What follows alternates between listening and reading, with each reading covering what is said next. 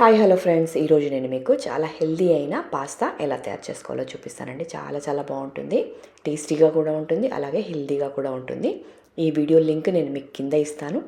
డెఫినెట్గా ట్రై చేయండి. పాస్తా పిల్లలకు చాలా మంచిదండి, ఎందుకంటే అన్ని రకాల కూరగాయలు వేస్తాం కాబట్టి.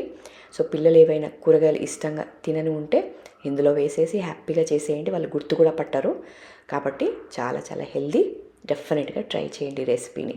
మరిన్ని వీడియోస్ కోసం నా ఛానల్ని మీరు ఇంతవరకు సబ్స్క్రైబ్ చేసుకోకుండా చూస్తూ ఉంటే తప్పకుండా సబ్స్క్రైబ్ చేసుకోండి. ఇలాంటి మంచి వీడియోస్ అస్సలు మిస్ కాకండి. రెగ్యులర్గా చేస్తూ ఉండండి, పిల్లలకి పెట్టండి.